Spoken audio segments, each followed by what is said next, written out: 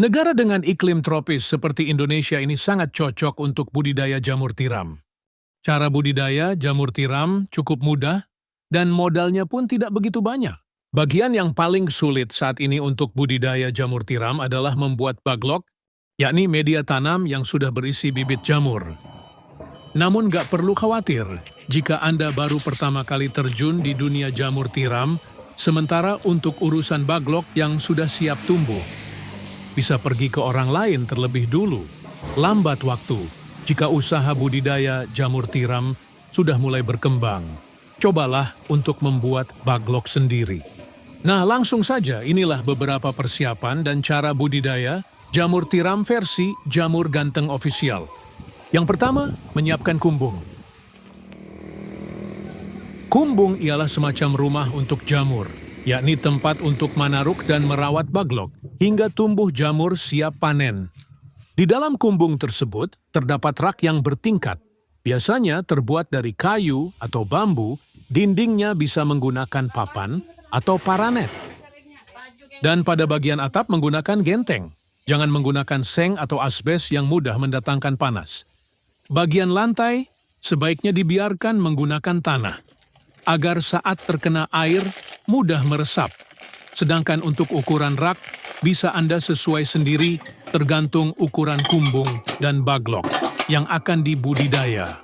Namun idealnya ketinggian ruang sebaiknya tidak kurang dari 40 cm. Rak bisa dibuat 2 hingga 3 tingkat lebar. Rak 40 cm dan panjang setiap ruas rak 1 meter. Setiap ruas rak bisa memuat 70 hingga 80 baglok. Kemudian menyiapkan baglok. Perlu kalian tahu, kualitas baglok yang bagus sangat mempengaruhi pertumbuhan dari jamur itu sendiri. Baglok ialah media tanam untuk meletakkan bibit jamur yang terbuat dari serbuk gergaji. Serbuk kayu tersebut dimasukkan ke dalam plastik berbentuk silinder dan pada ujung plastik diberi lubang, di mana lubang tersebut nantinya jamur tiram akan tumbuh keluar. Saat ini baglok jamur tiram YJ berbobot 1 kg dijual, kisaran harga 3.000. Cara merawat baglok. Pertama, silahkan letakkan baglok pada rak yang sudah berada di kumbung. Anda bisa menyusunnya secara vertikal atau horizontal.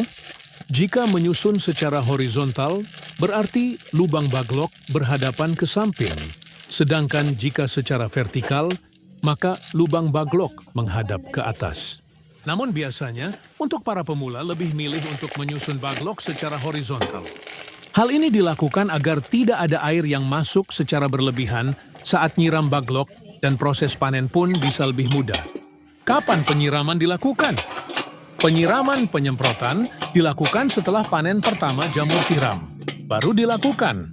Penyiraman biasanya dilakukan sebanyak 3 kali dalam sehari. Lakukan penyiraman dengan sprayer atau sistem kabut frekuensi. Penyiraman 2-3 kali dalam sehari tergantung suhu dan kelembaban kumbung. Proses panen. Inilah proses YG terakhir, yakni panen budidaya jamur tiram. Bila baglok yang digunakan permukaannya telah tertutup sempurna dengan miselium, biasanya dalam waktu 1 hingga 2 minggu sejak pembukaan tutup baglok. Baglok yang memiliki bobot sekitar 1 kg akan menghasilkan jamur sebanyak 0,7 kg. Jamur akan tumbuh dan sudah bisa dipanen jika dirawat dengan baik dan benar. Baglok jamur bisa dipanen hingga 4-5 kali panen. Setelah itu, baglok dibuang atau bisa digunakan bahan ompos. Pemanenan dilakukan terhadap jamur yang telah mekar dan membesar tepatnya bila ujung-ujungnya telah terlihat meruncing. Bila masa panen lewat setengah hari saja, maka warnanya menjadi agak kuning kecoklatan. Bila sudah selesai itu, jamur cepat layu dan tidak tahan lama. Kemudian jarak panen pertama ke panen kedua berkisar 2 hingga 3 minggu. Semoga bermanfaat dan barokah. Amin, amin, amin. Monggo YJ minat mau usaha jamur tiram, bisa diorder baglok jamur tiramnya via 108 5259 352057 atau via Shopee Yayan Mushroom, gratis, konsultasi seputar dunia perjamuran, tidak usah khawatir, takut gagal siap dibimbing sampai berhasil.